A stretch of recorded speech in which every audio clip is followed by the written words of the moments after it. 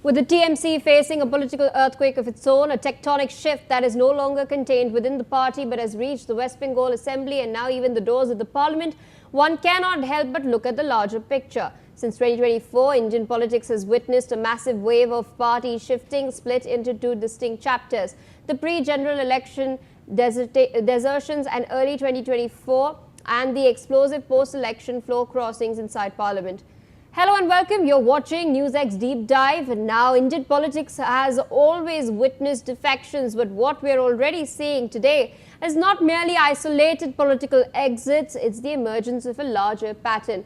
Now, according to an analysis of political defections across India, more than 1,100 elected representatives switched parties over the last three Lok Sabha cycles between 2009 and 2024. While most defections occurred in state assemblies, Parliament has increasingly witnessed high-profile shifts as well.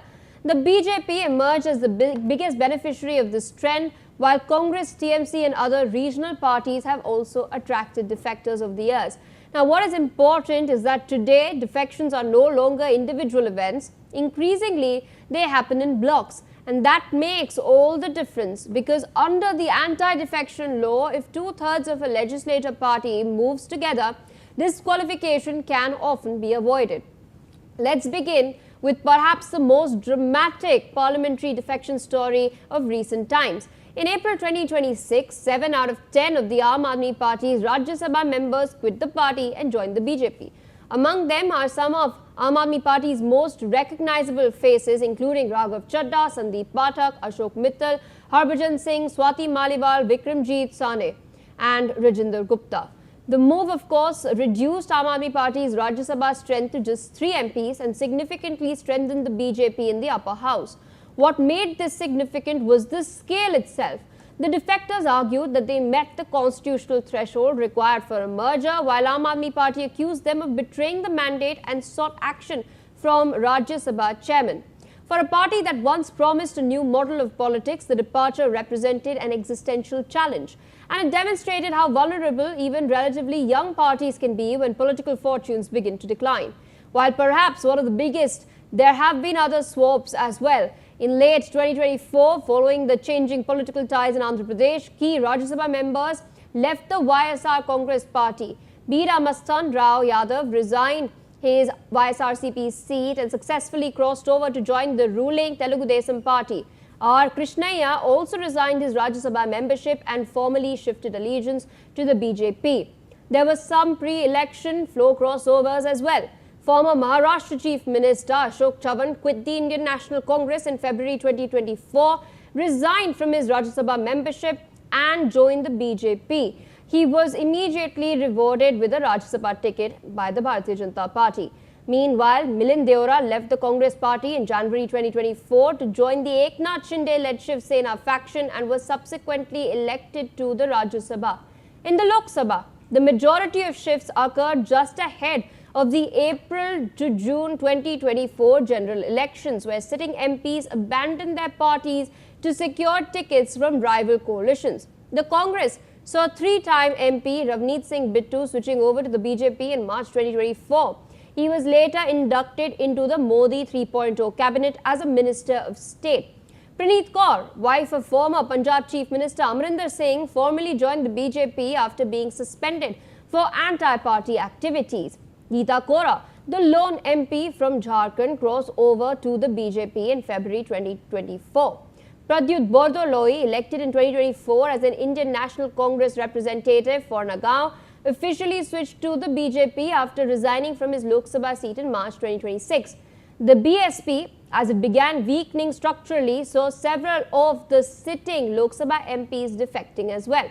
Ritesh Pandey and Sangeet Azad joined the BJP. Kunwar Danish Ali, suspended for anti-party activities, formally joined the Congress right before the elections. This was all similar to the shifts witnessed in the Biju Janata Dal as well. Rajya Sabha MPs Mamta Mohanta and Sujit Kumar gave up their seats and joined the BJP in 2024.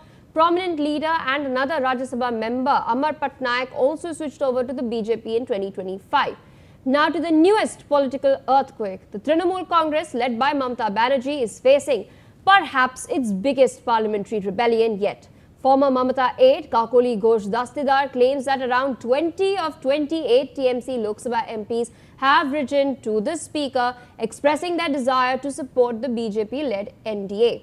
And if these numbers hold, it could become one of the largest parliamentary defections in recent years. The rebellion itself comes amid wider unrest inside the party and follows the resignation of senior Rajya Sabha MP Sukhendu Shekhar Rai. The significance is not merely numerical. TMC has been one of the principal pillars of the INDIA bloc. Any weakening of its parliamentary strength has implications far beyond West Bengal. If there is one case study that transformed the politics of defections in India, it is Shiv Sena. In 2022, a rebellion led by Eknath Shinde fundamentally altered Maharashtra's politics. What began as a revolt by MLAs quickly expanded into a battle for control of the party itself. The parliamentary dimension of this split was equally important. Soon after the rebellion, a majority of Shiv Sena Lok Sabha MPs aligned with the Shinde camp. 12 of the party's 19 Lok Sabha MPs backed the new faction, giving it legitimacy in the parliament as well.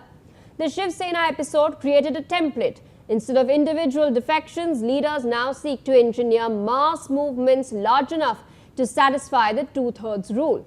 The objective is not simply to leave a party, but to capture its political inheritance, its legislators, its symbol, its organizational structure, and of course, its voters.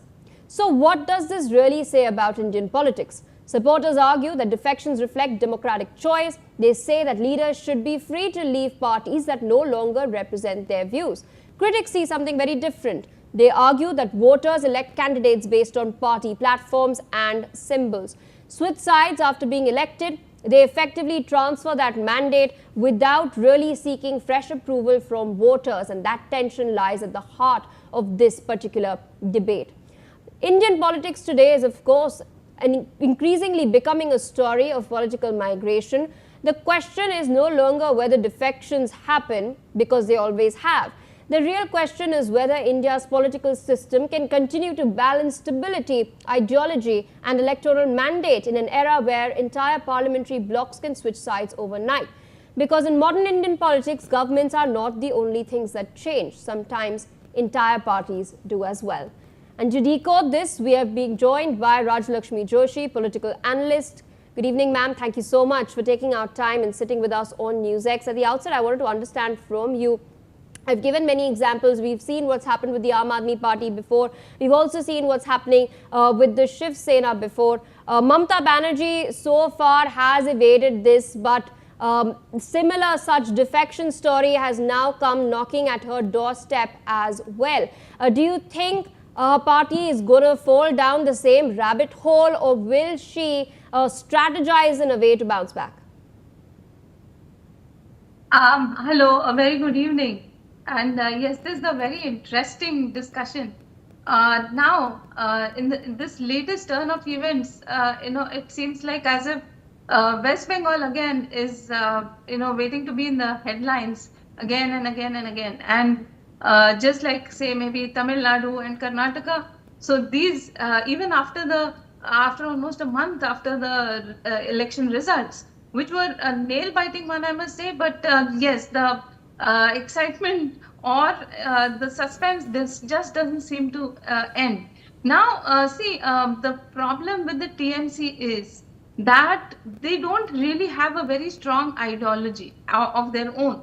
So initially, when it was, when they came to power, and around that time, they got a huge support because they were, it was against the left basically. So there was a lot of violence, and there was a lot of, like what was happening now in the last 15 years, it was maybe a similar or maybe an even worse situation during the left party's rule in West Bengal for 34 years. So at that time, the objective of the TMC was to get rid of the left parties, the communist parties. Now, after that, subsequently, what has happened is it has shifted to getting rid of BJP. It was an anti-BJP objective. So these things can be an objective. They cannot be an ideology. So when she lost power, when Ms. Mamata Banerjee lost power, there was no other glue to hold all these MPs and MLAs together. So they don't really have a strong ideology in which they believe or which holds them together. Yes, people may argue that most parties today, they don't really look at the ideology. But in spite of all of that, there are certain definite pointers. Like in the BJP, there is a definite strong ideology. So you cannot go against that. So anybody who has to be in the BJP has to follow a certain ideology. So all of that is there. Now in the TMC, a similar situation does not exist. And to add to it, there is a huge tussle for the power center. So it's as if some of the more senior leaders of the TMC, they find themselves being dominated by a much younger dynast, that is Mr. Abhishek Banerjee, who they don't really agree with and who has been following a very dominant, a very this gunda culture kind of a politics. So all of that has actually led to a lot of disgruntlement among the leaders, not just now, but for the last so many years. But then what happens is that definitely this power is something that people don't want to get rid of, obviously. So then for the sake of the power, because this party is in power, so if they want to be in power, they have to be a part of that party.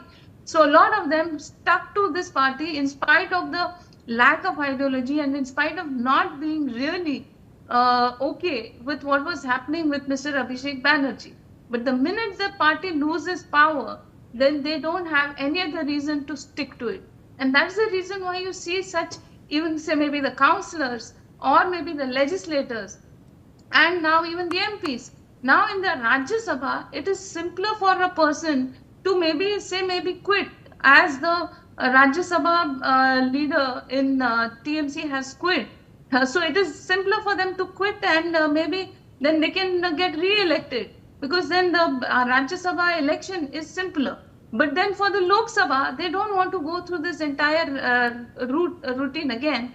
So obviously what has happened is they have formed a separate group. So they have formed a faction, and which is more than 2/3 of it. So then they don't come under the anti-defection law, and that is how they prefer to sit as a separate team within the Lok Sabha, and at the same time separate from the ideology, separate from the diktats of the TMC by Mamata Banerjee. So that is how they have been looking at it. Now, you were mentioning the Aam Aadmi Party and you were mentioning the Shiv Sena. Now, let me just go back to what had happened during the Shiv Sena's time.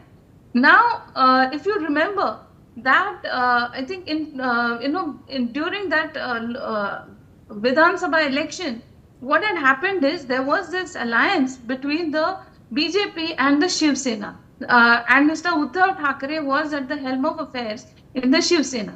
So at that time, what happened after the results is that Mr. Uddhav Thackeray, he wanted to become the chief minister himself. So he joined hands with the NCP and with the Congress, which was definitely not the mandate. So that was something that was totally against what the people of Maharashtra had voted for, because they had voted overwhelmingly for the BJP and the Shiv Sena combined, but they had definitely not voted for the Congress and for the NCP. So the Congress was almost as if they were kind of woken out of a stupor and they found themselves suddenly in power, because they had no clue that they will be in power in Maharashtra. So that is how it happened. So then after almost 2 years, what was happening is Mr. Uddhav Thackeray, he was going completely against his party ideology, which is a very strong one at that. You know that the Shiv Sena ideology was strongly a very pro-Hindutva ideology, and he joining hands. Absolutely, and that did not sit down well with the Eknath Shinde camp, and that is why he got the overwhelming support of a load of legislators there as well. Ms. Rajlakshmi Joshi, I'd like to thank you for your time. I've completely run out of time, but thank you so much for taking out time, speaking to us, sharing your assessment of what's really going on as far as the TMC and the turmoil Mamata Banerjee is really facing in her party. That's all we have for now. More news and updates on the other side. Stay tuned on NewsX.